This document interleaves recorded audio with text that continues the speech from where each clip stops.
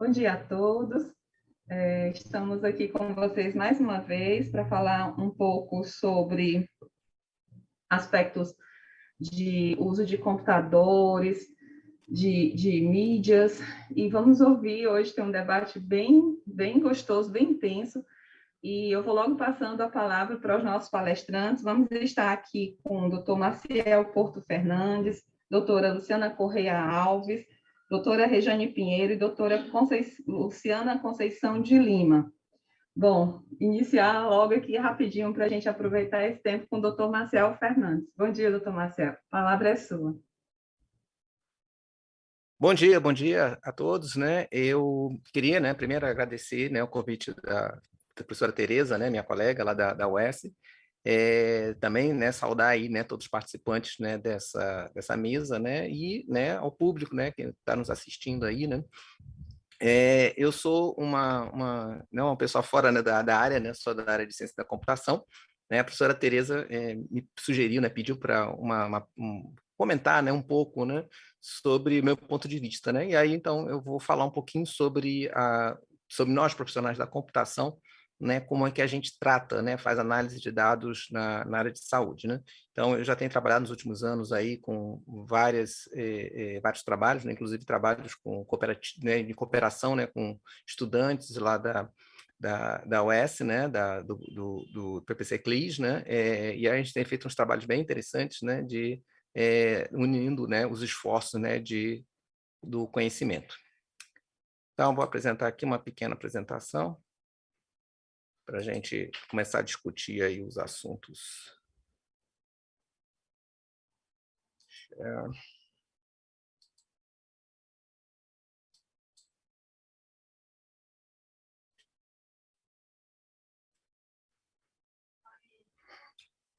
Ok, né?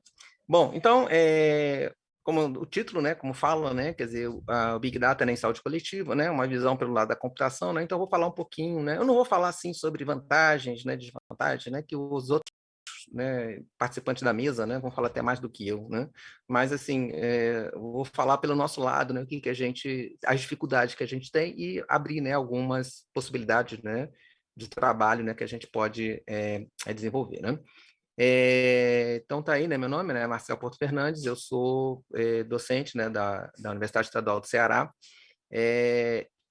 no curso, né, e pós-graduação, e o programa de pós-graduação em Ciência da Computação. Vamos lá, deixa eu abrir aqui.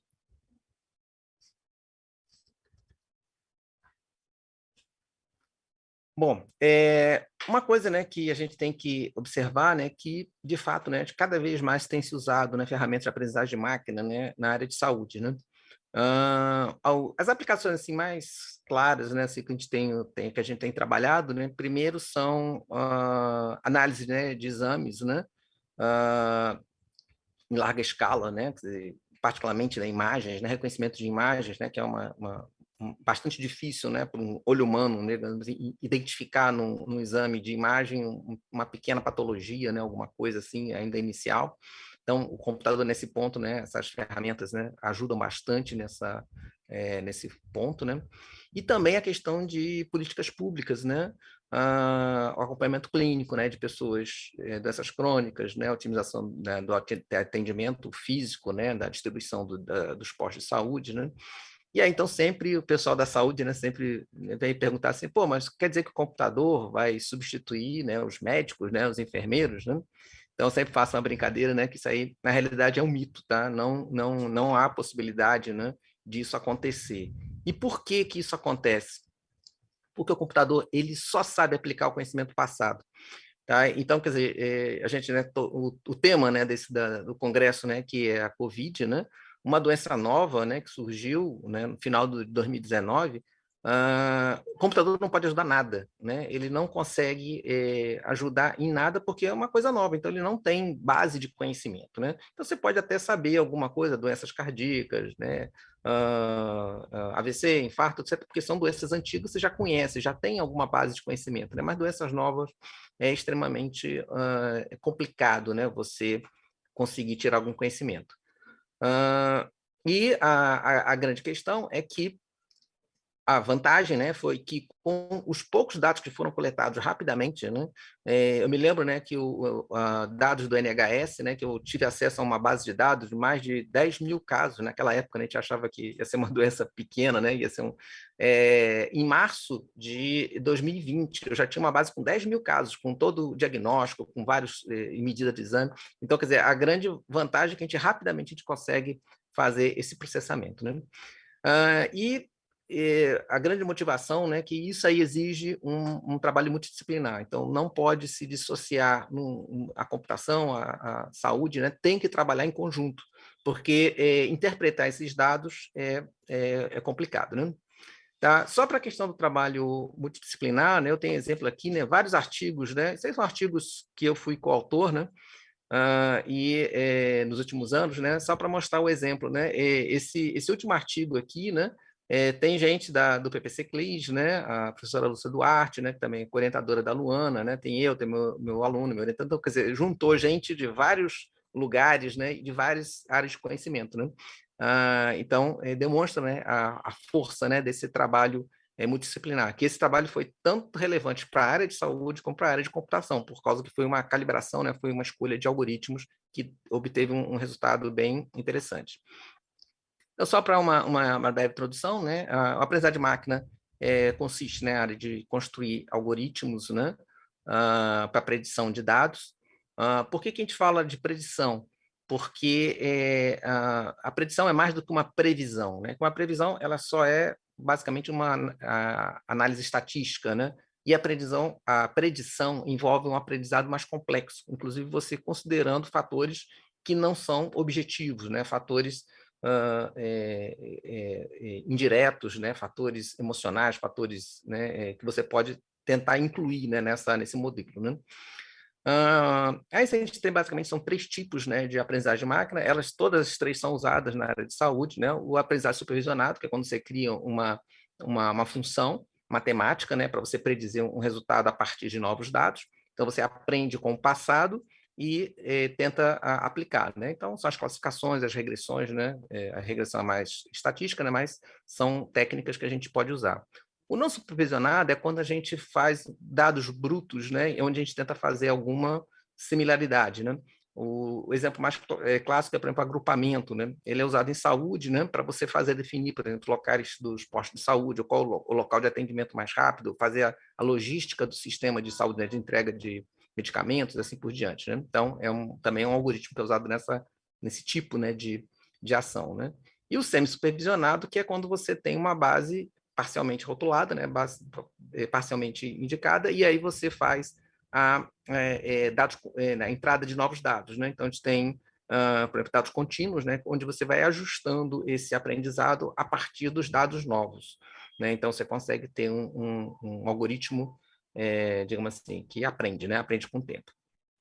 E quais são as dificuldades, né, que a gente tem do aprendizagem de máquina em saúde, né? Primeiro, que os dados de saúde eles são difíceis de analisar. Você tem modelos muito complexos, né? A vida não é fácil, né? A vida não é simples, né? Então você tem modelos realmente matematicamente complexos, né? E a característica de muitas variáveis, né? Eu tenho analisado tabelas com mais de 10 mil itens, né? Que são exames, são valores, né? Medições, né? Tanto estáticas como também temporais, né? Então você tem uma tabela muito grande. Para computador você assim, exige, né, uma grande capacidade, né, de processamento, né? A gente também tem tomar cuidado, né, que eu chamo de falácias de correlações, né? É muito fácil você encontrar uma correlação aleatória, né? Mas não ter relevância. Então, quer dizer, para isso é que precisa ter um trabalho multidisciplinar, né? Aí senão a gente fica com aqueles exemplos clássicos, né? Que o pessoal às vezes sai em imprensa, né? O cara que come 3 azeitonas, só um exemplo, é só um exemplo absurdo que eu estou falando, mas assim, o cara que come 3 azeitonas por dia tem menos risco de morrer do coração, né? Alguma coisa desse tipo, né? Quer dizer, então pode até ser uma correlação, né? Você pegou uma base de dados e descobriu essa correlação, mas tem que explicar por que isso daí funciona, né? Então, a gente fica com as coisas muito aleatórias que a gente não tem muito que explicar. Então, é preciso ter um conhecimento também da área, né? Para a gente poder validar. Grande quantidade de erro nos dados, tá? Eu sofro com isso. Isso aí causa uma complicação, porque você dá erros, dificulta, né, você fazer o algoritmo, implementar o algoritmo e dar resultados errados. E isso se deve, primeiro, a maioria dos dados clínicos, eles são inseridos manualmente. Né, vocês que são da área de saúde, né, vocês sabem, né, faz os prontuários, né, durante o dia, lá, um plantão no hospital, né? Os prontuários são manualmente escritos, né, os médicos escrevem nas pranchetinhas, né? E aí, no final do dia, entrega lá para o estagiário, né, insere os dados aí no sistema, aí, aí bota aquela pilha, né, e o pobre coitado do estagiário fica lá correndo para colocar os dados. E aí, às vezes, entra um dado errado, e aí esse dado errado vai acabar produzindo, né, uma falha, né? A gente também tem a questão dos formatos proprietários, né, os equipamentos, né? Por exemplo, equipamento de tomografia, cada fabricante tem seu formato proprietário. E você analisar esses dados, estou falando de tomografia, que são imagens, né? Cada equipamento produz uma coisa completamente diferente, né? Então, é uma dificuldade você conseguir converter, você conseguir tratar esses dados, né? Isso aí eu sei que é uma coisa difícil, né? Porque cada fabricante puxa a sardinha para o seu lado, né? Mas isso causa uma dificuldade muito grande, somente no sistema público, onde a gente compra equipamentos por licitação, né? Então, cada hora ganha um fornecedor e a gente acaba tendo uma dificuldade, né, da inserção dos dados, né? E um caso particular, né, isso aí é uma questão computacional, né, é o reconhecimento de imagens. Como eu falei, né, uma das áreas que tem se desenvolvido bastante, né?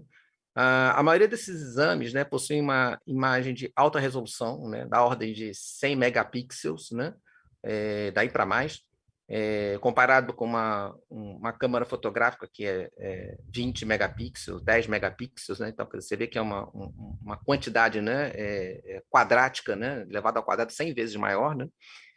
E também a gente tem os marcadores sutis, né, que é exatamente né, aquela marcação ali, uma identificação da patologia, né, que é muito difícil, né, de você identificar, né? Então isso aí tudo causa um desafio, né, para a gente que trabalha com reconhecimento de imagem, né, para conseguir identificar, né? E aí muitos computadores, né?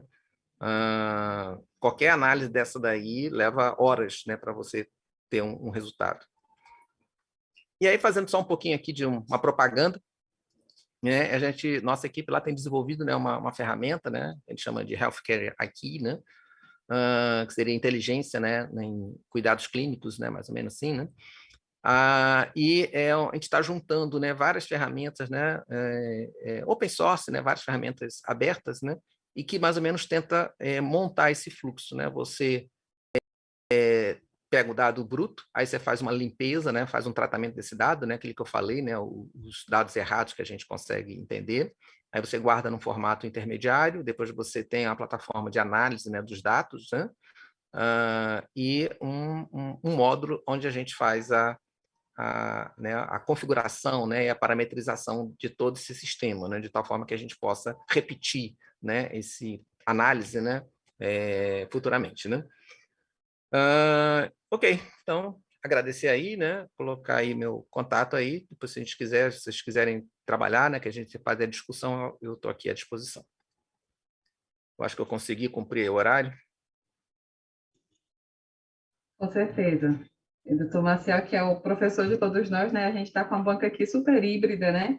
Então, graduado em engenharia eletrônica e doutorado em engenharia elétrica pela UFRJ e pós-doutorado em Berlim, professor associado da UES, né? Meu colega lá de instituição, e professor de todos nós lá. Então, anotem o contato e vamos ouvir agora a doutora Luciana Correia Alves, que é mestre em demografia pela UFMG e doutora em saúde pública pela ENSP Fiocruz, docente do Departamento de Demografia e pesquisadora do NEP Unicamp, e vai falar para nós sobre a aplicação dos modelos de Machine Learning para predição de risco de mortalidade neonatal no Brasil. Bom dia a todos e todas. Eu gostaria inicialmente de agradecer a Abrasco e a organização do primeiro Congresso Brasileiro, do 11º Congresso Brasileiro de Epidemiologia, pelo convite. Queria dizer que é uma alegria estar presente aqui nessa mesa, compartilhando, né, esse debate com os demais colegas. Também gostaria de agradecer, inicialmente, né, aos meus colegas pesquisadores que fazem parte da equipe, e que também são coautores dos trabalhos que a gente vem produzindo aí no âmbito do projeto. Só para saber, vocês estão conseguindo visualizar minha tela?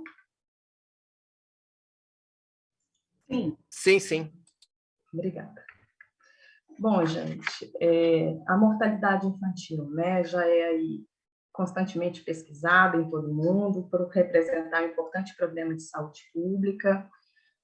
O contexto brasileiro, ele mostra aí uma redução expressiva ao longo do tempo da taxa de mortalidade infantil.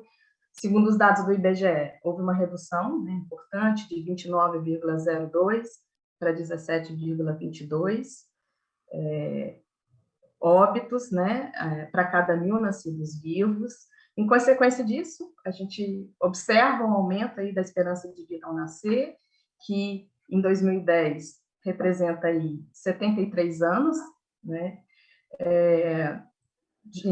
Desde dos anos 2000, as Nações Unidas definiu, né, a mortalidade infantil como sendo uma das metas dos Objetivos de Desenvolvimento do Milênio, e o Brasil alcançou essa meta lá em 2015, mas, mesmo assim, a gente ainda observa remanescentes desigualdades entre as diversas regiões brasileiras e os grupos populacionais. Nesse contexto, então, né, a mortalidade neonatal, ela integra aí uma das componentes importantes da mortalidade infantil. A mortalidade neonatal, que acontece entre 0 e 27 dias, ela representa 60% dos óbitos abaixo aí de 1 ano nos países em desenvolvimento, sendo que as primeiras semanas, né, até o 6º dia, é o período mais vulnerável. Ao contrário aí, né, da mortalidade infantil, da taxa de mortalidade infantil, a taxa de mortalidade neonatal, ela não caiu de forma tão satisfatória, né, o que coloca aí a mortalidade neonatal como sendo ainda um objeto importante de nossas preocupações e de nossas atenções, e uma necessidade aí de um contínuo monitoramento e de nossas investigações. Bom, a literatura indica, né, em um conjunto de fatores biológicos, maternos, demográficos, socioeconômicos, relacionados ao recém-nascido e de assistência à saúde, como importantes determinantes da mortalidade neonatal, que são coletados por meio dos nossos sistemas de informações. Isso nos aponta, então, para uma necessidade aí, de trabalhar diversas fontes de dados combinadas, com um grande volume de informação, numa perspectiva longitudinal. Muitos desses fatores, eles interagem entre si de uma forma mais complexa, que muitas vezes não são claros nos conjuntos de variáveis. Então, acredita-se, né, que construir novos modelos, como os modelos de aprendizado de máquina, podem ser uma estratégia interessante, e produzir novos insights aí para uma maior compreensão aí do fenômeno que é a mortalidade neonatal no Brasil. A gente sabe, né, que já existe um número razoável de estudos que já foram desenvolvidos no Brasil, que utilizam técnicas de relacionamento de dados, os modelos de regressão tradicional, mas a gente acredita que os métodos de aprendizagem de máquina podem ser complementares a esses estudos, né? Uma vez que eles buscam, né, padrões, encontrar associações, visualizações e relações complexas, né, que muitas vezes, os modelos de regressão tradicional não são capazes de detectar, né? Então, a gente consegue predizer desfechos de saúde que vão considerar, que não vão partir né, sem considerar uma hipótese formulada a priori, né? E o que isso significa, né? Significa que a gente vai passar por uma abordagem mais baseada nos dados do que e que pode, então, adicionar novas informações. Então, né, conforme a gente viu aí pelo Marcial, né, as vantagens aí e a grande utilização, né, dos modelos de aprendizado de máquina em outros desfechos de saúde, e a gente acredita, né, que a gente poderia também trabalhar, né, com essa metodologia na mortalidade neonatal para tentar resolver, então, o nosso problema em questão. Bom, o objetivo, né, dessa apresentação, então, é propor, né, um modelo baseado nos dados para predizer risco de mortalidade neonatal e avaliar a importância, né, das características por meio desses modelos entre 2006 e 2016, ou seja, por meio dos modelos de aprendizado de máquina aí no Brasil. Os dados, eles vêm do SimSynapse, né, lá do DataSUS, a gente realizou aí um linkage determinístico, tivemos uma amostra total aí com mais de 28 milhões de crianças. A gente separou essa amostra, né, de forma aleatória, né,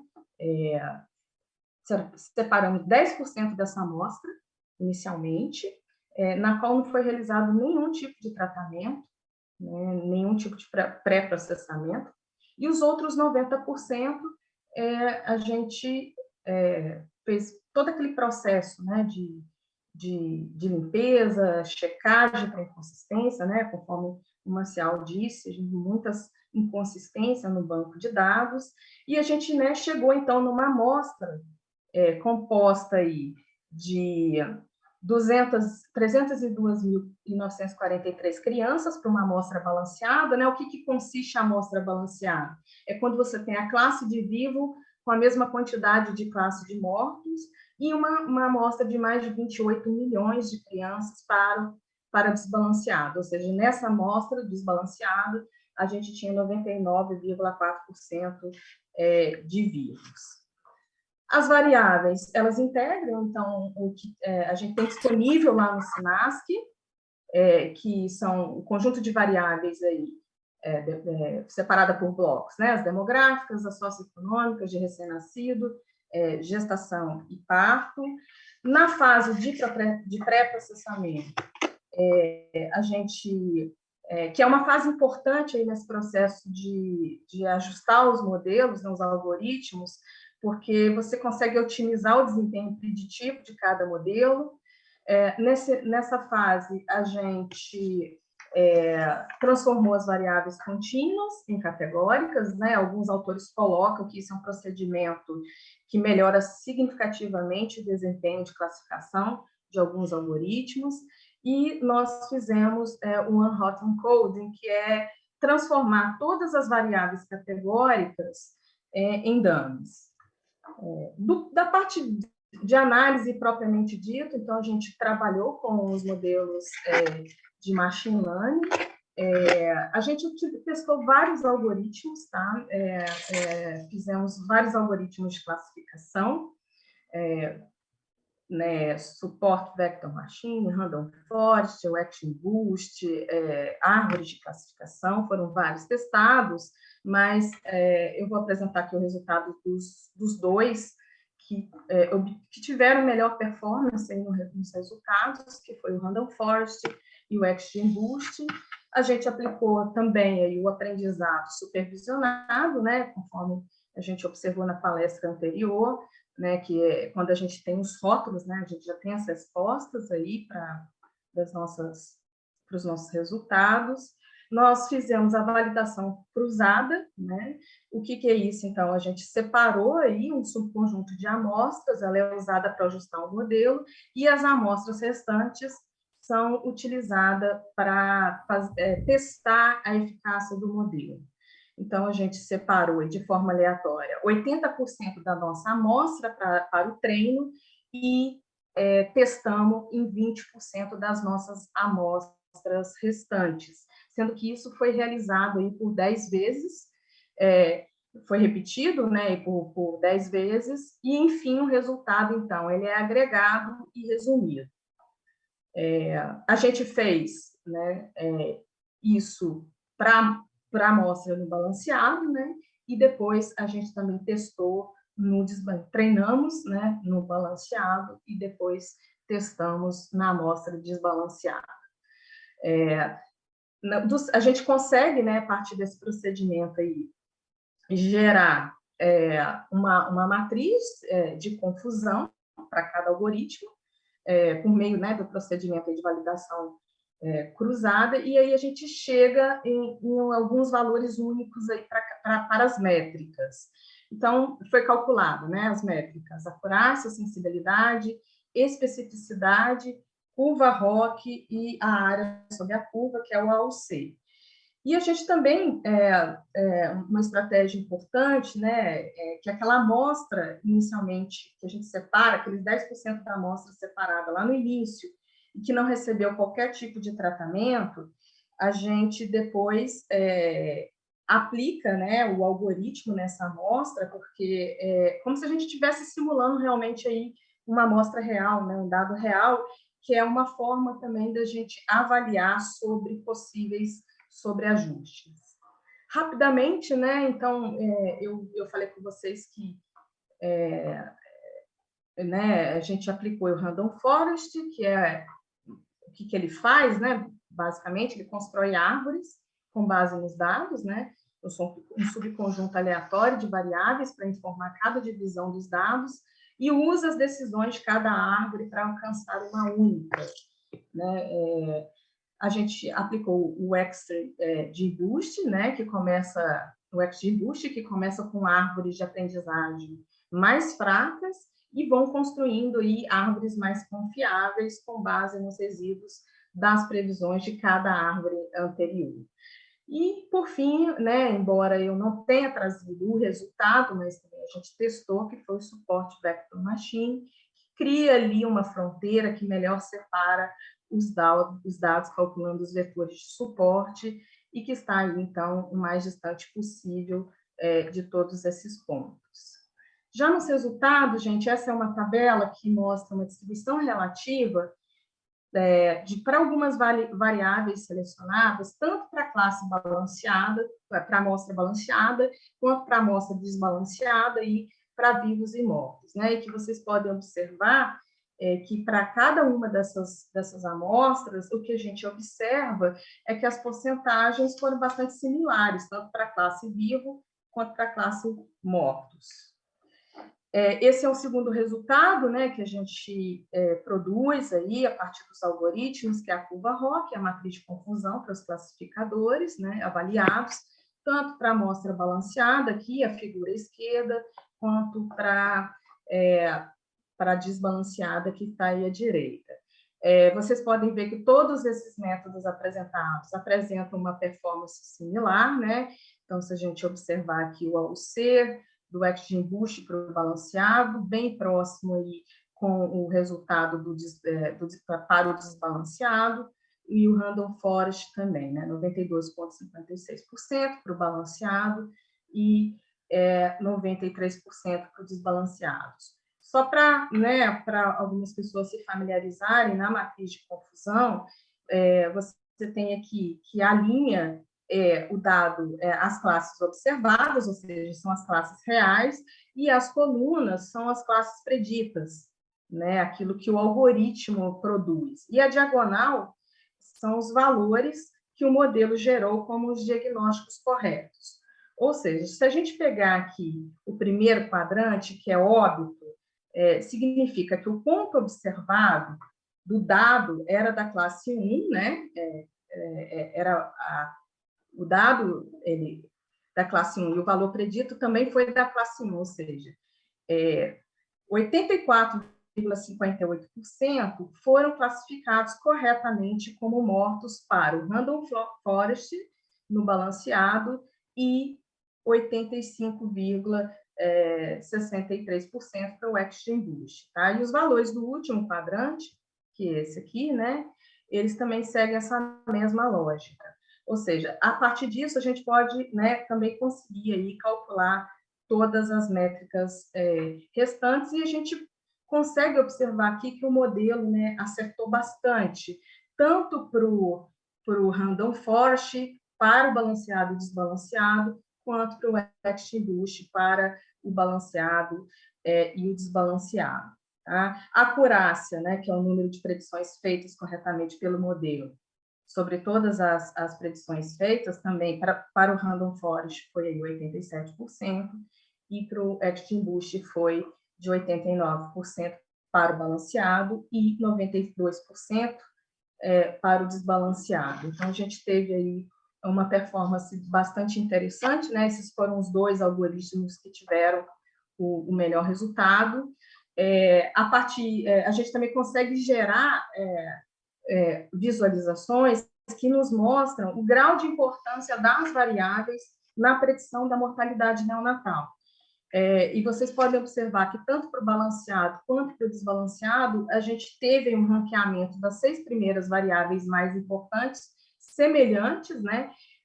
Há uma pequena mudança aqui para o desbalanceado, somente na ordem aí de algumas variáveis, né? Por exemplo, uma formação congênita, que era em terceira posição aqui no balanceado, passa para quarto, número de consultas de pré-natal, que era a sexta aqui, e passa para ser a quinta aqui no desbalanceado.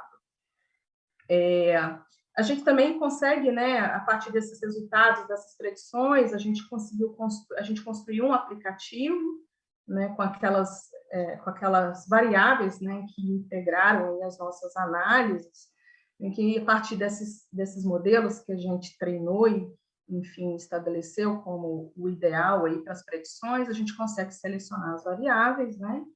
E a gente pode brincar aqui um pouco com elas e gerar aí, então, de uma forma bastante rápida, a probabilidade, o risco de morte aí até 28 dias e dizer quais foram as variáveis mais importantes. Esse aplicativo, ele faz parte, né, fazendo uma propaganda rápida, da plataforma SAMI, que é a plataforma que foi produto final desse projeto de pesquisa. A plataforma SAMI, apesar de eu ter colocado aqui, ela está temporariamente disponível, que a gente está fazendo uma migração de servidor para o Nepo, mas a gente tem todos esses resultados das predições também estão implementados nessa plataforma. Sobre as considerações finais, então, né, rapidamente, o número de dias sobrevividos foi similar para bebês de ambos os sexos. As variáveis de assistência ao pré-natal e biológica foram os determinantes chaves. As variáveis de características maternas, demográficas e socioeconômicas não se mostraram tão importantes. É claro que a gente tem uma limitação, né, que a gente utilizou um linkage determinístico, e isso também a gente está trabalhando, então, com uma amostra, né, da população brasileira. E, por fim, né, que essa assistência adequada na gestação e atenção qualificada ao parto e ao recém-nascido, como a necessidade, né, dessa assistência e da abordagem, então, reforça, né, essa importância da abordagem nessas variáveis de gestação e atenção ao parto e ao recém-nascido como forma de reduzir essa mortalidade aí, infantil. Eu queria fazer um agradecimento, né, aos financiadores desse projeto, que é a Fundação Bill e Melinda Gates, ao CNPq, os nossos apoiadores, e, mais uma vez, agradecer aí, a oportunidade de estar participando no EP 2021. Obrigada. Com certeza, nós que agradecemos, né, por essa brilhante palestra, e já passamos, então, a ouvir aqui a doutora Rejane Pinheiro, né? Eu não sei você, gente, mas eu estou encantada aqui com os múltiplos olhares, né? Estava olhando um engenheiro eletrônico, um demógrafo, um engenheiro biomédico, ciências atuariais, tudo voltado para a saúde coletiva. Então, se você está em outra mesa, venha para cá e vamos ouvir agora a doutora Rejane Pinheiro, que é graduada em Engenharia Eletrônica pela UFRJ, mestrada em Engenharia Biomédica pela COP-UFRJ, doutorado em Saúde Pública pela Fiocruz e é docente do Instituto de Estudos em Saúde Coletiva da UFRJ e uma das coordenadoras do Laboratório de Linkage e Análise de Dados Populacionais, com o tema Data Mining, Machine Learning, aplicações da tuberculose. Bom dia, né, a todos. O computador desligou aqui e eu consegui ainda assistir parte da palestra. Então, primeiro, queria agradecer o convite. Estão todos me ouvindo? Estou ainda na dúvida ainda. Sim, ouvindo. Eu queria agradecer o convite a participar dessa mesa. Queria, então, falar das aplicações da tuberculose usando técnicas de mineração de dados e aprendizagem de máquina em estudos que foram desenvolvidos no Laboratório de Linkage de Análise de Dados Populacionais do Instituto de Estudos de Saúde Coletiva da UFRJ. Então, nós temos vários dados sobre a TB e tem notificação, acompanhamento, tratamento de droga-resistência, laboratório, óbitos, internações, assistência na atenção primária, apoio social, vacinação, mas a gente não tem identificador único nessas bases de dados. As estratégias de links são fundamentais para a gente poder extrair, né, mais informação e ampliar o escopo das análises.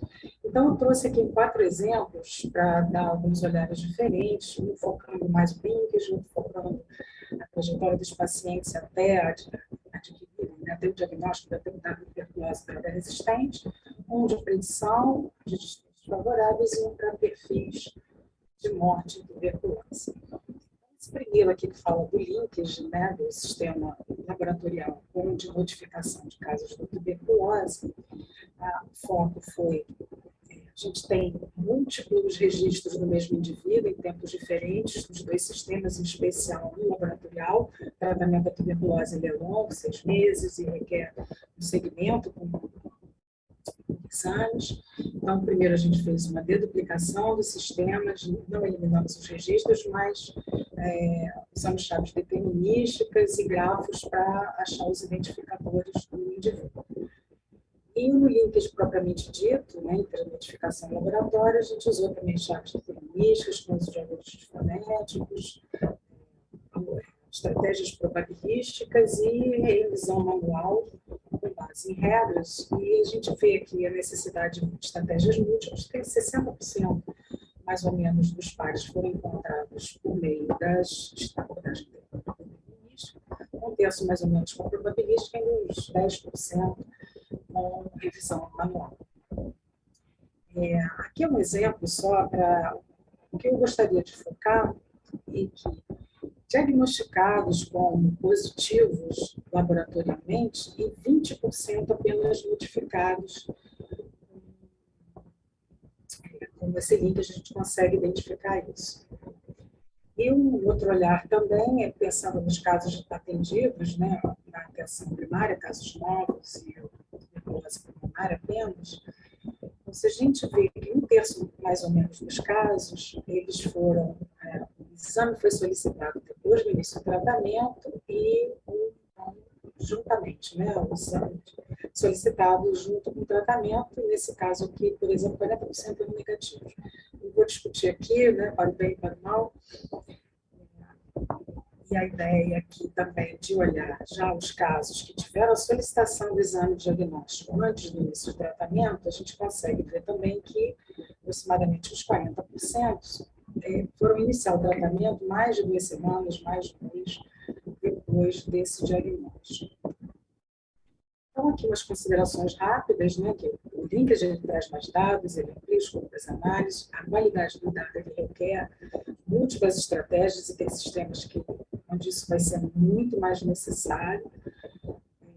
O perfil dos indivíduos ele altera resultados, mas a gente também pode dar, com esses exemplos, na presença de não conformidade a protocolos da tuberculose ou potenciais barreiras de acesso à atenção primária, enfim. Então, é só para deixar algumas perguntas e aí a gente avança, né, para um outro olhar, que seria, então, eu gostaria de ver os padrões das trajetórias desses pacientes na rede de serviço de saúde até, nesse exemplo aqui, o diagnóstico da tuberculose droga resistente. Então, a gente usou os dados de notificação de tuberculose e melhorou esses dados com os tratamentos especiais, onde tem o acompanhamento dos casos de resistência.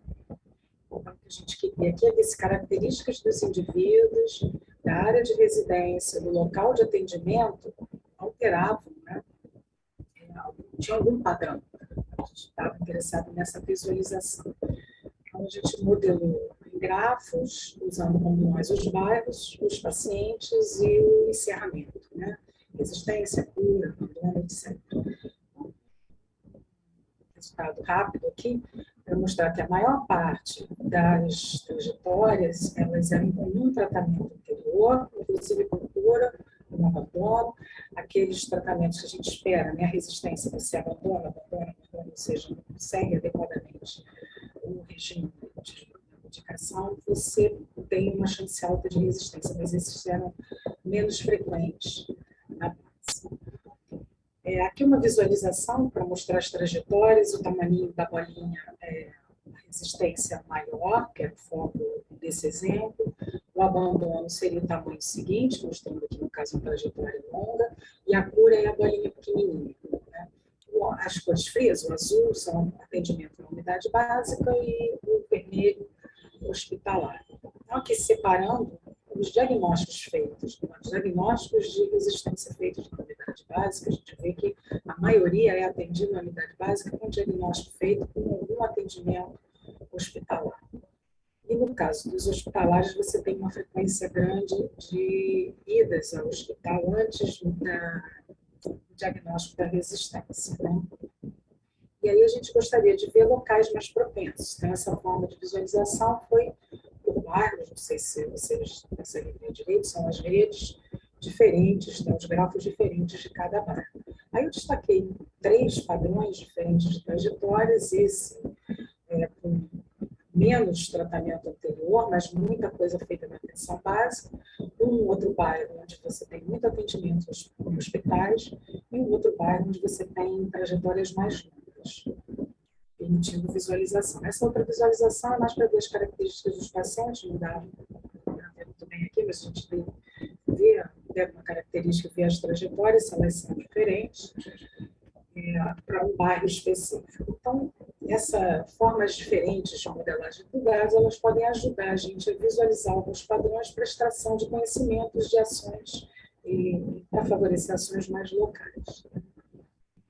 E aqui um exemplo para a predição de desfechos favoráveis da tuberculose droga resistente no Brasil, para a construção de alarmes, com uso de técnicas supervisionadas.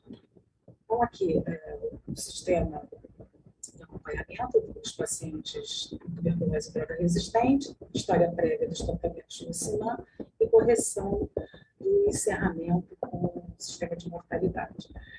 Então, temos várias variáveis, características do indivíduo, sociais, demográficas, comunidades, o histórico da tuberculose, né, onde foi feito atendimento, tratamentos prévios, características clínicas, tipo de resistência, etc.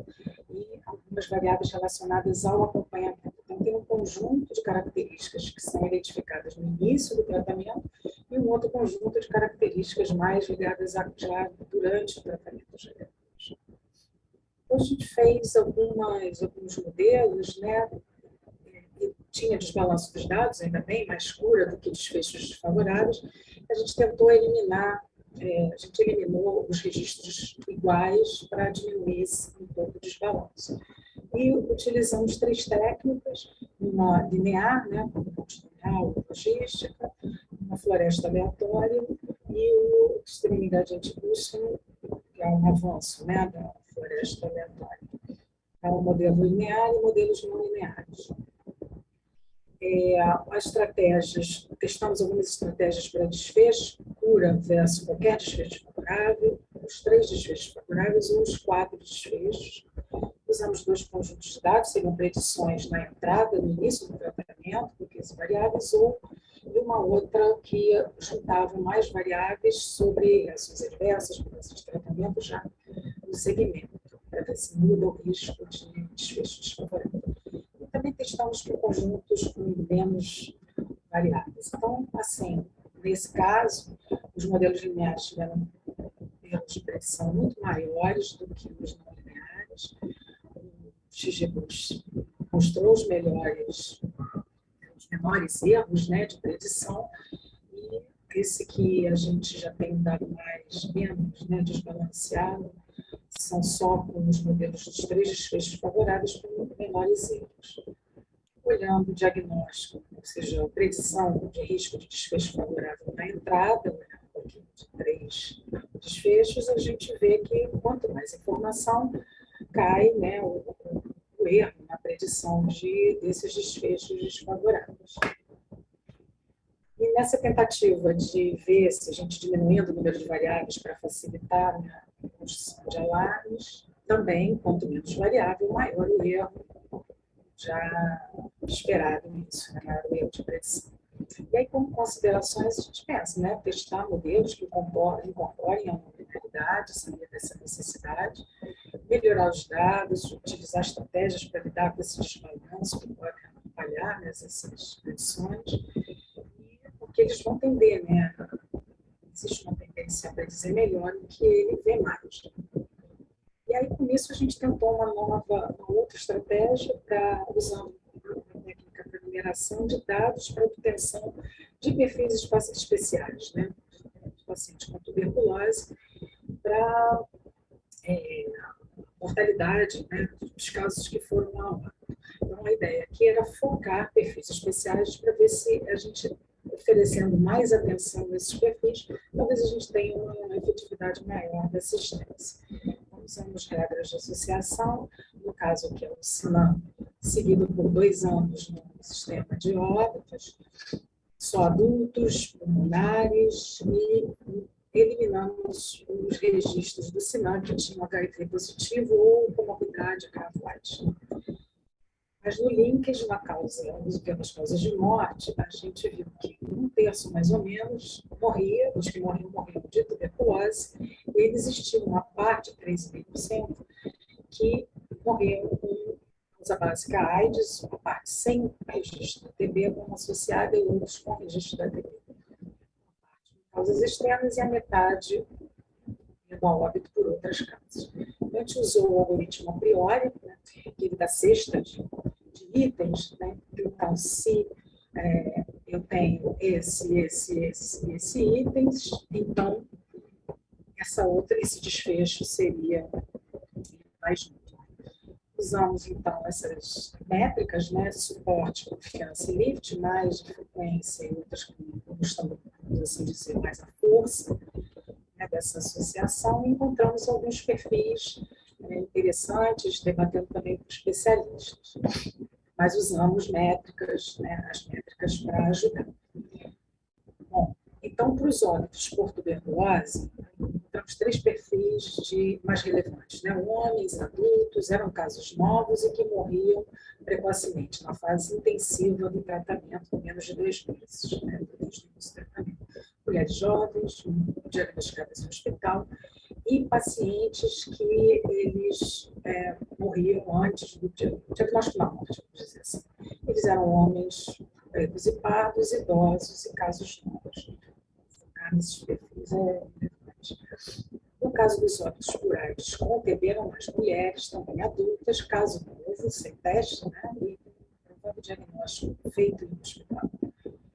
E a probabilidade de ocorrência desse perfil ligado, né, ao óbito com TB foi 5 a 6 vezes o esperado que ocorria na base.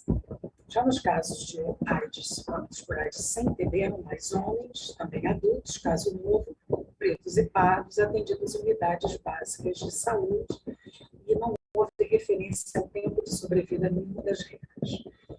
E aqui, assim, mais para confirmar, mas são óbitos por causa externa, homens jovens, ocorrem depois do tratamento, e esse perfil tinha um nível de probabilidade 10 vezes da probabilidade de ocorrência do perfil. Né?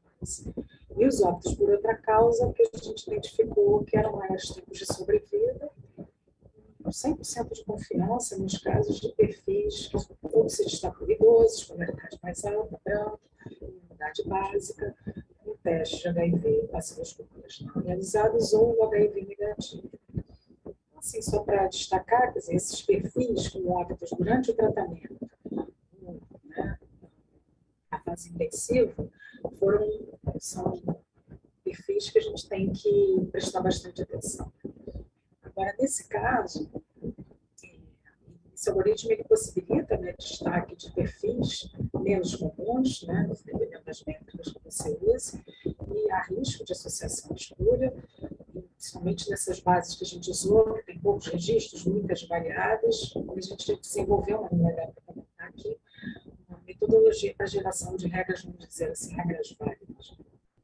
E aí aqui, finalmente, eu queria trazer fechamento, né, que a ciência baseada em dados, né, para avançar no apoio às ações de saúde, ela vai, tudo bem, usar técnicas, ok? A gente precisa focar nas técnicas, mas a qualidade do dado ela é relevante, ela é muito importante, então, estratégias de melhoria, registro. Agora, que dados? Quais dados, mais variáveis?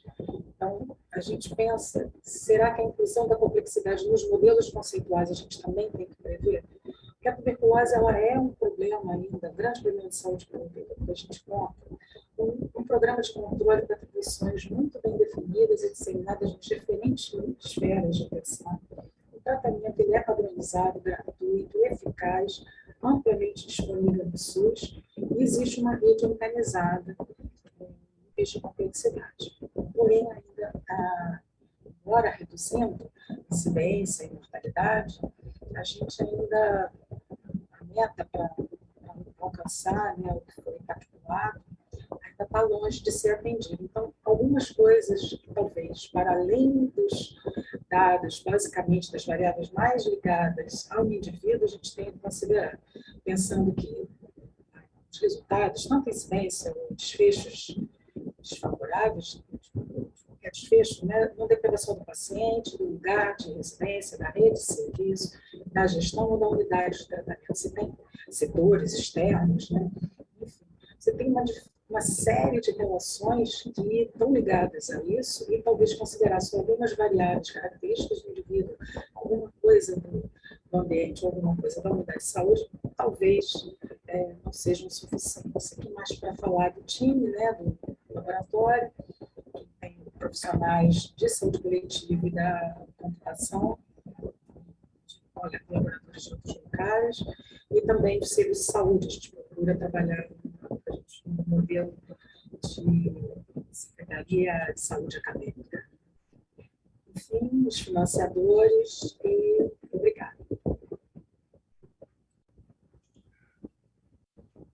Nós te agradecemos.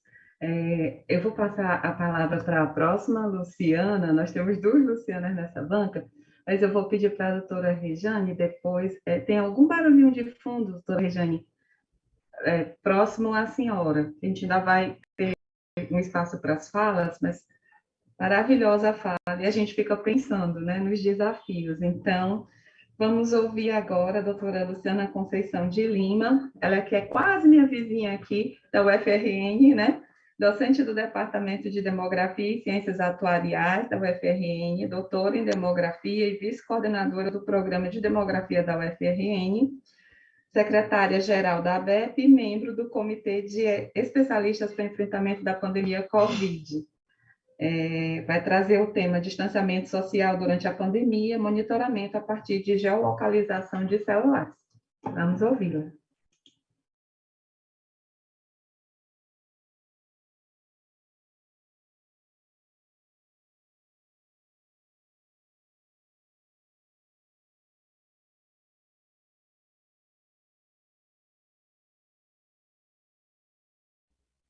Pronto, agora estão me ouvindo? Sim. É a frase mais Sim. ouvida, né? Em reuniões, né? Estão me ouvindo se o microfone está funcionando. Bem, bom dia. Bom dia a todos e todas. É uma satisfação retornar ao Congresso Brasileiro de Epidemiologia, sempre um congresso, né, muito potente e que dentro da demografia também, né, dialoga conosco. Então, é muita satisfação estar aqui com a minha vizinha, né, como foi apresentado, né, eu sou professora do Departamento de Demografia e Ciências Atuariais da UFRN. Então, é o momento, né, da gente conhecer o que a comunidade tem produzido a esse respeito, a essa temática desta mesa, né? Então, é uma boa oportunidade da gente, né, trocar uma ideia a respeito. Bom, eu vou apresentar aqui, na verdade, o tema maior, né? O distanciamento social durante a pandemia, monitoramento a partir da geolocalização de celulares, e que, na verdade, foi um trabalho realizado em conjunto de uma proposta chamada Isola aí, né? Então, isola para remeter aí a questão do distanciamento, e com assim como, né, os outros palestrantes apresentaram e se apresentaram dentro de grupos de pesquisa multidisciplinares. Então, a proposta do Isola aí foi um grupo de pesquisa também multidisciplinar, que incluiu aí 12 pesquisadores de 5 programas de pós-graduação, de 5 instituições e de 2 países, né? Então, Brasil, e também a gente incluiu alguns pesquisadores da Irlanda, todos interessados sobre um tema que nocauteou o mundo no final de 2019 e que também, né, no meio dessa pandemia, a gente também se deparou com uma produção exacerbada, ainda mais exacerbada de dados, de informações, e dentre elas a produção de informações de geolocalização de celulares, que serviu e tem servido, né? Ou, vamos dizer assim, na primeira parte, no primeiro ano da pandemia, foi bastante utilizado como um mecanismo de monitoramento da prática do distanciamento social em todo o mundo. Bem, então, é um grupo multidisciplinar, então, pessoas da área da saúde, evidentemente, né? Eu vou depois fazer um pequeno adendo a esse respeito. Engenharia e computação, ciências sociais aplicadas, e em torno deste tema específico, né, que é um pontinho dentro da pandemia, teve uma produção, a gente conseguiu produzir muitas coisas, né? Então teve muita indução de reportagens, né? Então, o que é que a imprensa queria saber, né? Quero saber há quantas anos o distanciamento social de determinada cidade, de determinado estado, as pessoas estão cumprindo, né? Ou não o distanciamento. E também para termos de produção científica, né? Então, assim, se a gente for até uma das frentes atuais desse grupo, a gente está fazendo um levantamento sobre as produções relacionadas à Covid-19, também relacionadas ao distanciamento social, uma produção assim, enorme de dados e também de conhecimento a esse respeito. Bom, e aí, pegando esse gancho, né, das equipes multidisciplinares, né, então, diante de um problema novo, né, um problema grave, eu trouxe aqui uma fala de um portal que é o Data Hackers, e que nos chamou muita atenção e justamente e também está conectada a essa ideia, né, da importância de trabalharmos de maneira interdisciplinar, a gente ter grupos de trabalhos o mais multidisciplinar possível, né? Na área de dados não tem sido diferente. Vemos pessoas se unindo para facilitar o acesso a dados abertos, competições de machine learning, com foco em soluções para a crise da Covid-19.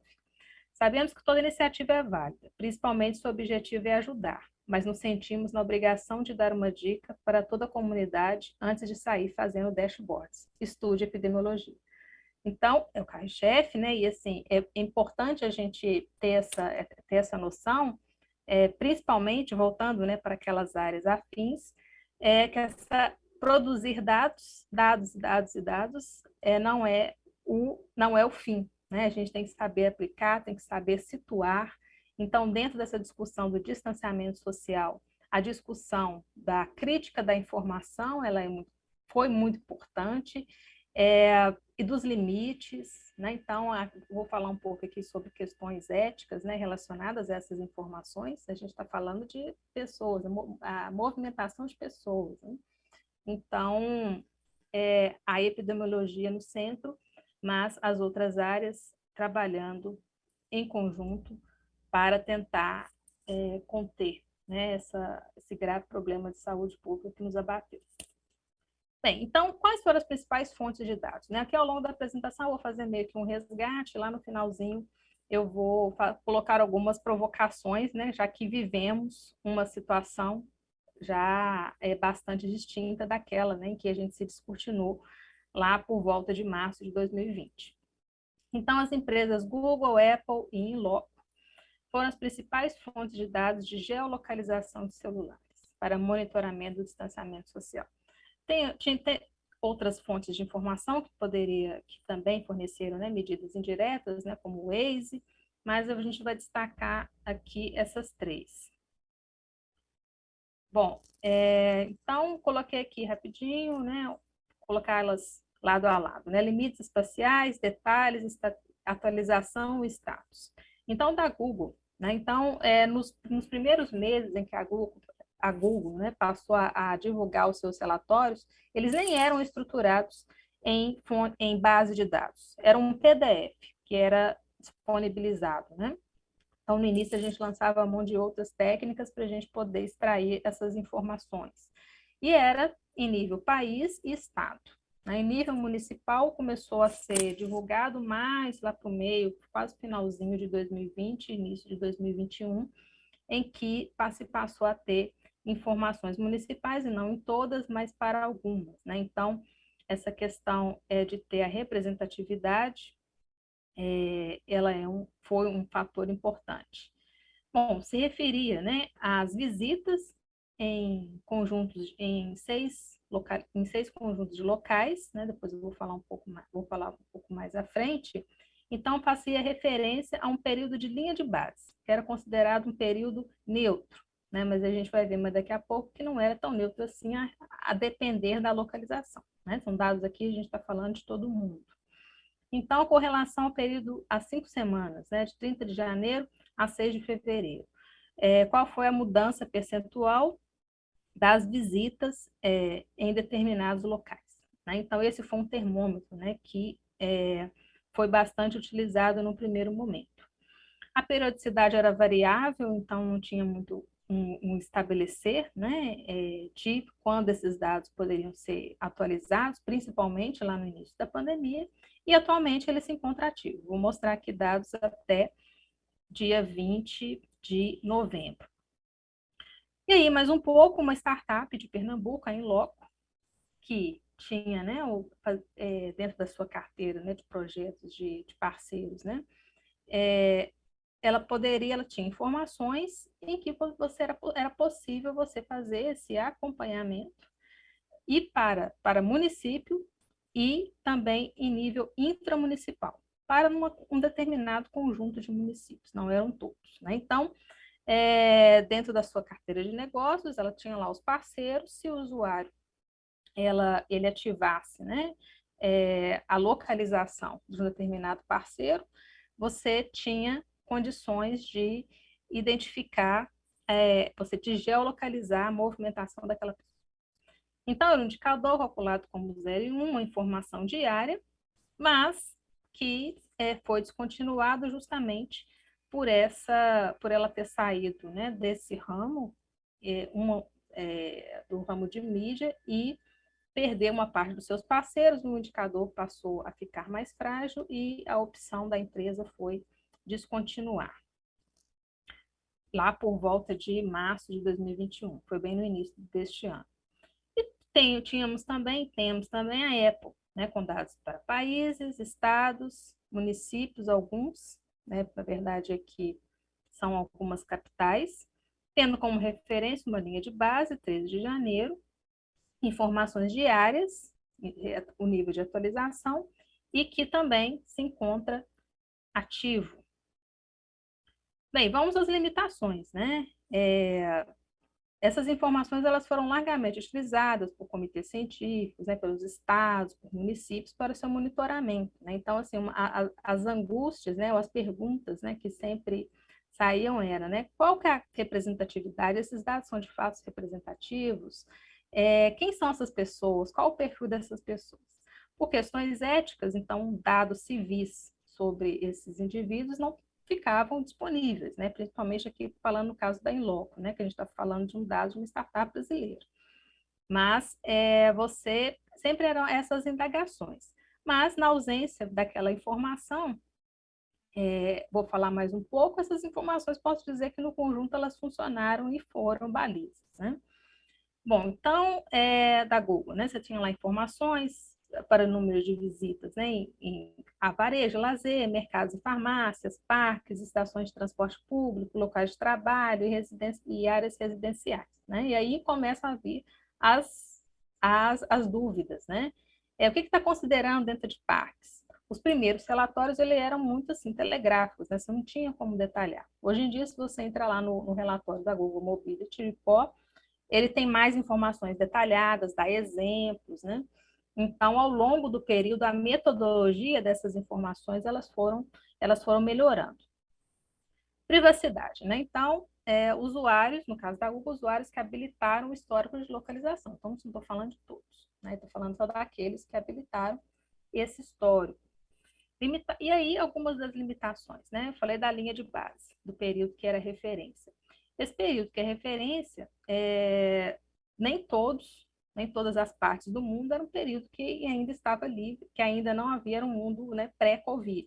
Né? Então, hoje em dia, lá no site da Google Mobility Report, é possível você identificar essas listas de países, né? Tem algumas exceções, mas no começo a gente não tinha esse período, né? Não incorpora efeitos sazonais, né? Então, avaliações diárias sempre eram avaliações ruins, né?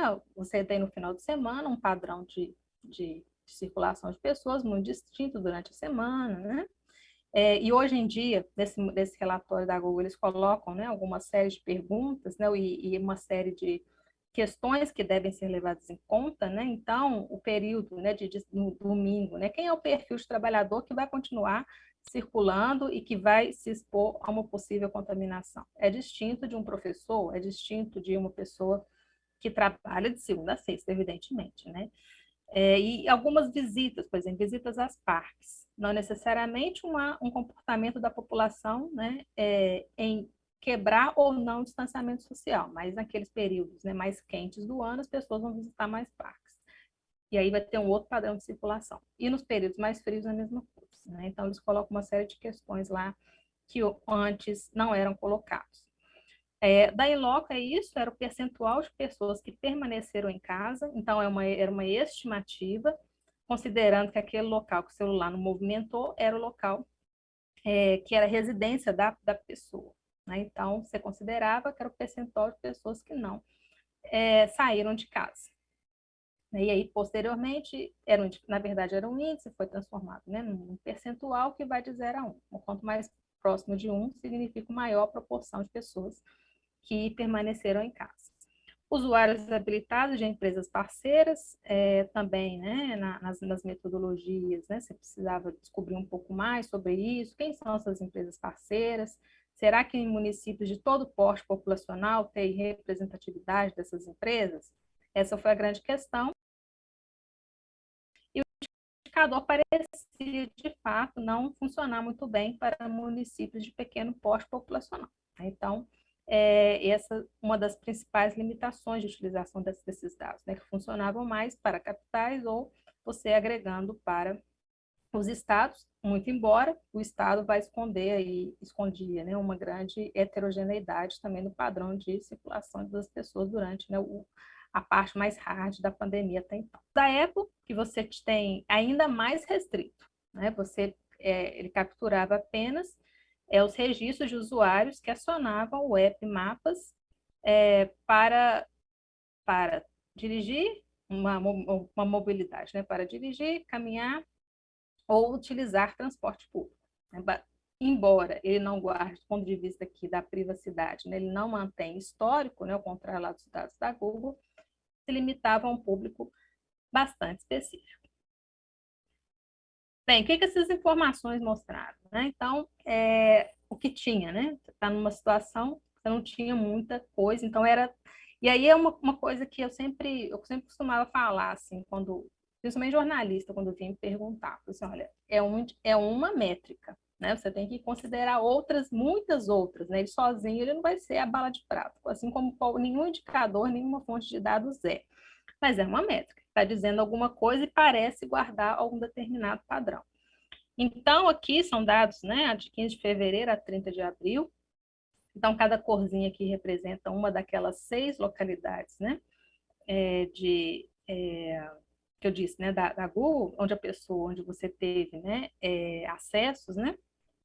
Então, a gente vê no Brasil, né? A gente tem esse descenso por volta dos primeiros decretos, ali em torno da segunda semana de março, mas um, os indicadores mostram, né,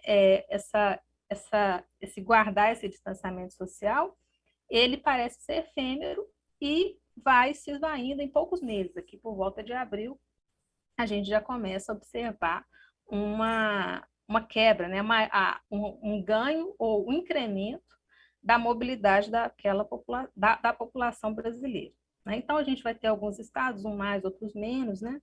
Mas, basicamente, o padrão é esse, né? Você guardar o distanciamento social por um período muito curto e depois isso vai quebrando, isso vai minando, né?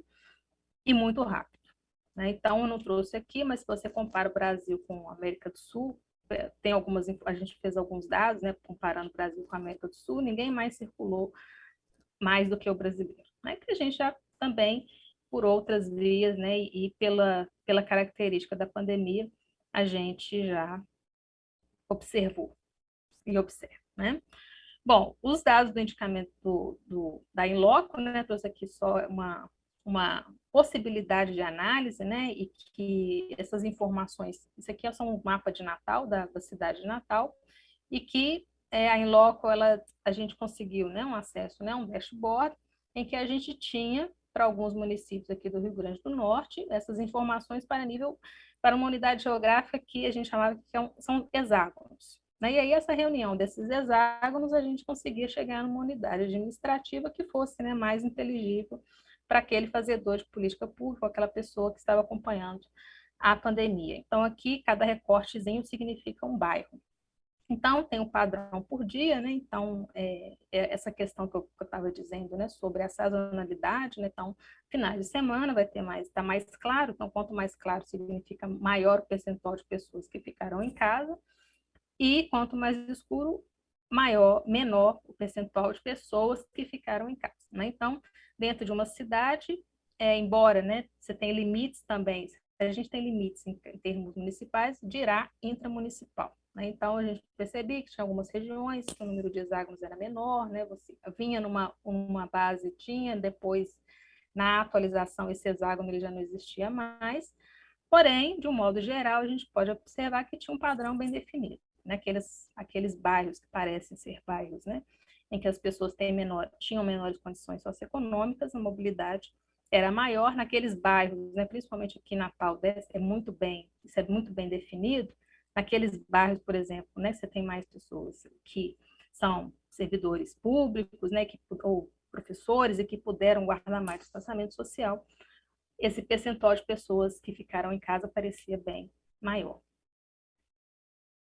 E aqui o dado da Apple, para algumas capitais, então tem algumas capitais brasileiras, mas também coloquei Buenos Aires, algumas outras.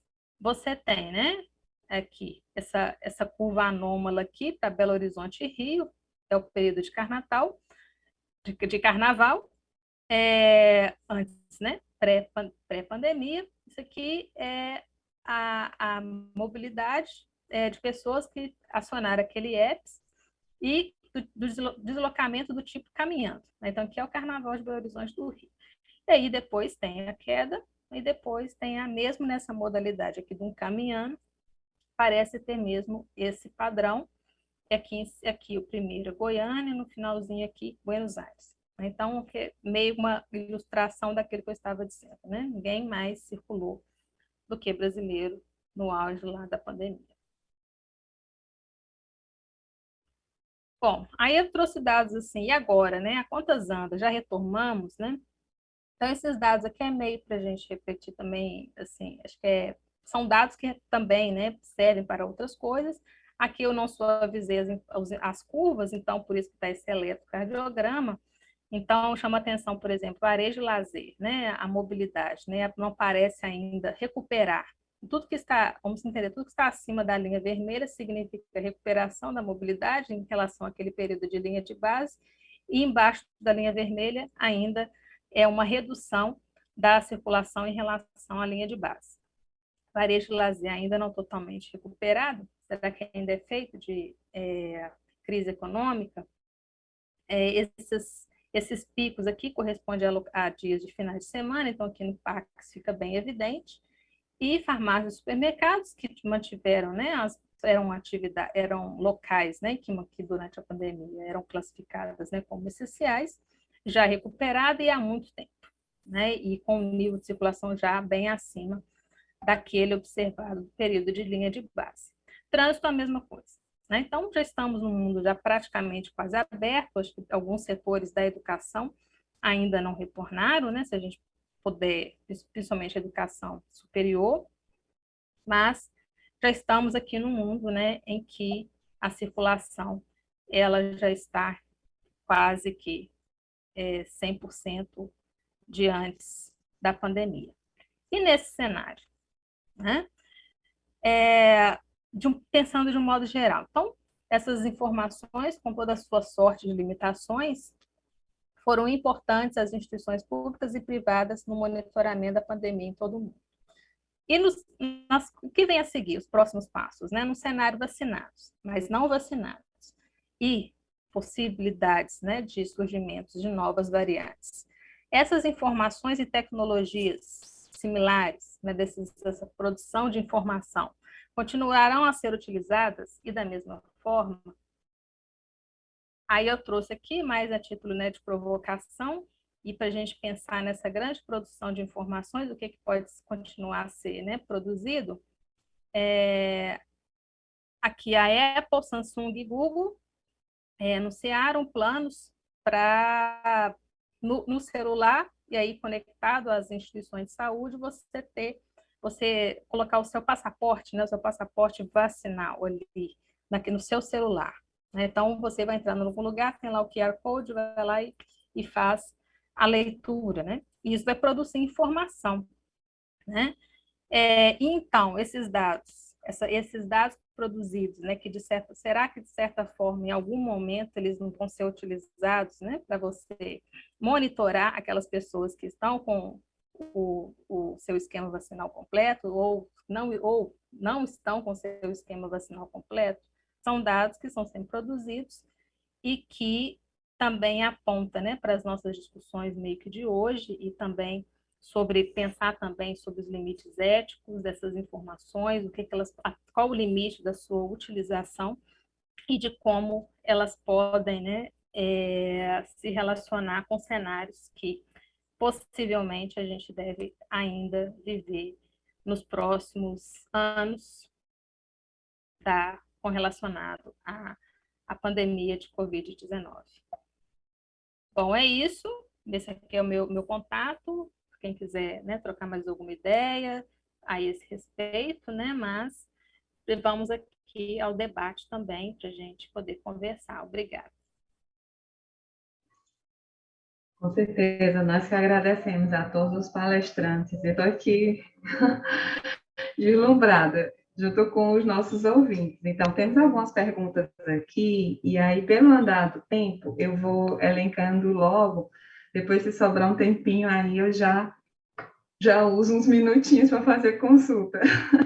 Bom, então aqui no chat, alguém pediu o contato do professor Maciel, é maciel.fernandes, com Z no final, tá, gente? @us.br. Já foi passado. Aí André Ribeiro perguntou, nos modelos ML, há algum critério sobre o percentual de amostra que se deve deixar para treino e para teste? Em geral, separa um percentual maior para treino. O professor Maciel respondeu no chat, mas se ele quiser se pronunciar, professor Maciel, fica à vontade. Oi. Eu estava aqui respondendo, enquanto eu assistia as outras palestras, estava aqui respondendo aqui, despachando o chat, né? Isso é uma questão que não existe assim, um modelo, não tem uma regra, né? Então, a pessoa geralmente usa 80%, 90% a 80% de treinamento, 10% a 30% de teste. Isso aí vai depender, claro, como eu falei, né? Rule of thumb, né? Quer dizer, a regra do dedão, né? Quer dizer, é uma coisa assim, meio de experiência, né, que a gente tem, né? Existe também uma outra técnica, né, que também é muito usada, que é a validação, onde você pinça alguns valores específicos para você fazer para você comparar, né, as várias situações. Você vai comparar vários algoritmos, então você tem que fazer, porque se você usar aleatório, né, você pode, cada hora você pode escolher um dado ruim, né, uma amostra ruim, né? Então você pode tendenciosamente favorecer um algoritmo em detrimento do outro. Então aí você pinça manualmente, né, algumas amostras específicas, e aí você compara elas em todas as suas comparações, né? Porque quando esse negócio de botar 20%, né, os 20% pode ser uns 20% ruim, né? Ou 20% bom, né? Então tem essas técnicas, né? Mas a gente trabalha isso aí, 10%, 20%, já é já dá bons resultados.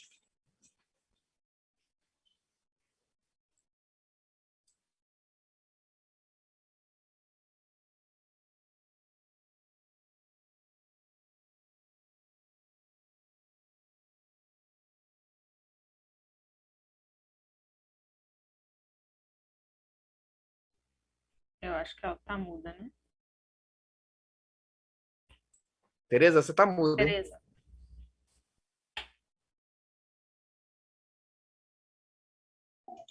Desculpa. Eu estou empolgada demais aqui, gente, desculpa.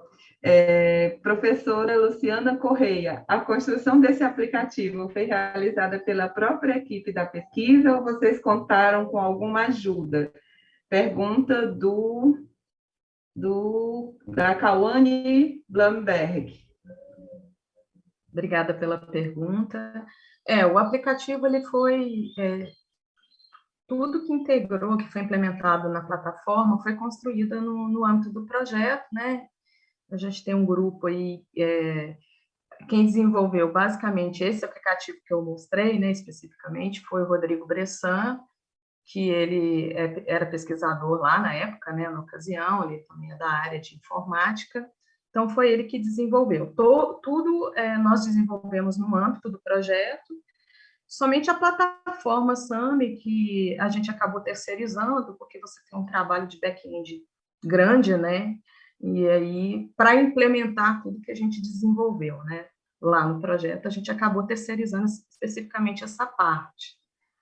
Mas o aplicativo foi desenvolvido, sim, no âmbito do projeto. Obrigada, professora. A professora Marília Sá Carvalho, né? Um beijo, Marília, para você que está nos assistindo. Ela que foi fundamental para a gente conseguir reunir aqui todos esses crânios. Ela pergunta, Rejane, no final, você mostrou um gráfico que me parece ser uma abordagem sistêmica, do tipo que a Ana mostrou na conferência dela. Você poderia comentar algo mais a respeito? Aqui eu tive que ligar ventilador, ar-condicionado, porque caí aqui, né? Tudo bem, professor. Barulho de fundo. Sim, ele tem a ver, e ali era para trazer justamente isso, ter dados, mas a gente tem muita área ainda não conhecida, então, prestar atenção nos modelos conceituais, identificar a inclusão de loops, de feedback, de modelo de você inclui complexidade, né, em várias situações de saúde, você tem a incorporação da complexidade. Então, essas questões elas foram faladas aqui nessa mesa, né, de alguma forma, que você não tem a panaceia só pelas técnicas, você tem que ter modelos conceituais mais consistentes para depois ver e pensar se tem mais algumas áreas ou variáveis a serem incluídas. Então, são modelos, que nesse caso foi um modelo usando uma estratégia mais qualitativa para um desenho desse panorama da tuberculose. E ali era o desafio de a gente não pensar só, será que são só características do paciente, que é mais comum da gente utilizar? Você também não tem alguma coisa do serviço? Você não tem de outros setores, outros subsistemas que poderiam estar influenciando nossos resultados em saúde? Questão, não sei se respondi o que ela queria, mas... Obrigada, professora. Com certeza, sim. E a Daiane Alves da Silva, ela diz, professora Luciana, parabéns pelo trabalho. Eu não entendi porque houve a separação dos 10% do banco se tinha os 20% do teste. Obrigada, Daiane, ótima pergunta. O que a gente tenta, né, numa fase a posteriori, é observar, né, como que é a performance do algoritmo numa situação real, né? É cada vez mais urgente a necessidade da gente ver se o algoritmo realmente funciona bem, além, né, de todo esse processo que a gente trabalha aí de análise nas nossas amostras. Então, foi a função desses 10%, que ele não recebeu nada, né? A gente não colocou nenhum tipo de intervenção nele, foi separar, simular uma situação real, né? Que é uma forma da gente testar aí consistência, ver como é que eles estão funcionando, e é uma forma também da gente avaliar possibilidades de sobreajuste. Ele só tem essa finalidade. Na verdade, a gente trabalhou com os 90%, dentro desses 90%, é que a gente separou, né, os 80% ali para treinar, né, e depois os 20% para o teste. Obrigada, professora. E queria só perguntar para a professora também, Luciana, agora Lima. Eu vi que ela também é do GT, eu também sou do GT Covid daqui, Luciana. Fiquei pensando, você chegou a usar alguma coisa dessa pesquisa no monitoramento, no acompanhamento, no entorno da tua atuação no centro, no combate à Covid na universidade? Como foi isso, assim? Você ficou falando aí dos jornais, a dificuldade dos jornalistas, eu fiquei imaginando. Qualquer semelhança não é mera coincidência. Sim, né, Tereza? Você sabe bem, né? O GT que eu participo é um GT que assessora a Secretaria de Saúde Pública do Rio Grande do Norte, a CESAP. E em todos os nossos encontros, né, junto com a análise do cenário epidemiológico, a gente fazia a análise do distanciamento social, com base nessas informações, né? Então, eu entrei no meio do ano de 2020, e aí, basicamente, né, eu como demógrafa, né, e o grupo é formado, né, por médicos, né, epidemiologistas. Então, é a minha formação mais social, né? Eu sou uma demógrafa, mas também sou socióloga de formação básica. Então, a minha função, vou colocar assim, dentro do GT, sempre foi discutir questões socioeconômicas, né, e demográficas atinentes à Covid e distanciamento social. Então, isso foi bastante utilizado, né? Até que, mais no final do ano de 2020, o comitê desenvolveu um indicador composto para monitoramento, né? Então, e também vendo todas essas, como a gente começou a ver essas dificuldades, né, que não dava para acompanhar em todos os municípios do Rio Grande do Norte, era uma coisa meio assim, funcionava muito bem para Natal, para Parnamirim, para aqueles municípios da região metropolitana. Então, a gente foi encontrando outros mecanismos para a gente fazer o monitoramento, né? Então, mas foi sim bastante utilizado. Na época também eu dialogava muito com algumas outras, né, redes de pesquisa. Então, a gente, né, tentava sempre incorporar essas informações e discutir principalmente nas suas limitações de seu uso, né?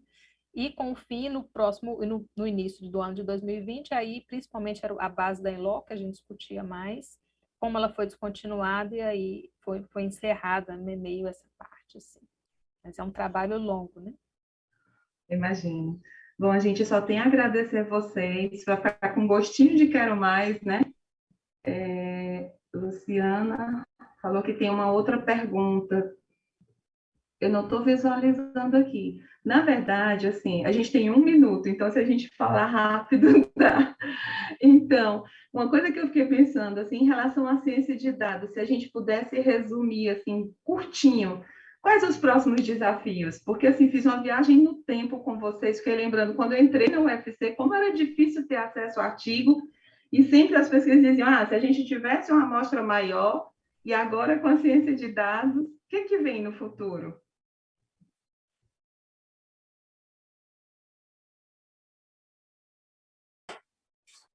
É para todos aqui comentarem? Vocês querem? Eu acho que sim, Então se tá. os 30 segundos derem. Não, eu acho que a gente tem um começo muito grande, eu acho que a gente tem muito trabalho para ser feito, né? Quer dizer, e aí eu vou retomar aquilo que eu falei, temos que trabalhar em conjunto, né? A área de saúde, a área de computação e outras áreas também, né? A Luciana, que é demógrafa, outras áreas, né? Áreas sociais, né? Acho que é importante. Temos que trabalhar em equipes grandes, trabalhar em equipes multidisciplinares, porque só assim a gente vai conseguir produzir um trabalho bom, né? Um trabalho relevante. Posso também falar Por favor. sobre? Assim, eu acho que, como eu coloquei lá no finalzinho do slide, né? A gente ainda tem múltiplos desafios a enfrentar pensando Covid, né? Então, a gente ainda tem muitas questões para se debruçar, né? Do ponto de vista de área, e aí eu coloco, né? E a Luciana Alves, que é a minha colega de área, né? Dentro da demografia, a gente tem um vasto mundo para explorar, né? Então, dentro das nossas áreas, né, fazer esses grupos multidisciplinares, como o professor Marçal colocou, muitas das vezes para a gente é um desafio, né? Porque é quebrar paradigmas de métodos mais tradicionais, métodos estatísticos. Então, a gente tem que romper essas barreiras, né? Mas pensando aqui no tema dessa mesa, né, e no congresso de epidemiologia, a gente tem muitas fronteiras a explorar, pensando não só na questão de Covid, mas também em outras áreas, como Luciana Alves apresentou, mortalidade infantil também não é um problema inteiramente resolvido, e muitas outras questões que a produção de informação, a gente tem que se aliar essa grande produção de informação, de dados que nós temos e saber usá-los da maneira mais correta e mais adequada e avançar em novos métodos. Muito obrigada a todos. Tem uma pergunta, na verdade, do Cauã Bamberg, era: parabéns pelo belo trabalho, Luciana. Uma dúvida sobre linkage. Você teve que obter algum tipo de apoio à concessão do Ministério para obter um identificador único de cada registro do SIM do SINASC? Ela respondeu que sim. O nosso tempo está encerrado, mas o e-mail dos conferencistas ele está disponível na programação e vocês podem fazer contato aí para todas as consultas, né? Que com certeza vão vir, porque com certeza ciência de dados a gente vai poder usar nessas áreas apresentadas e em muitas outras. Então, com certeza vocês vão ouvir muito ainda esses palestrantes. Um grande abraço, muito obrigada a todos, em nome da Abrasco, e até a próxima. Tchau, tchau.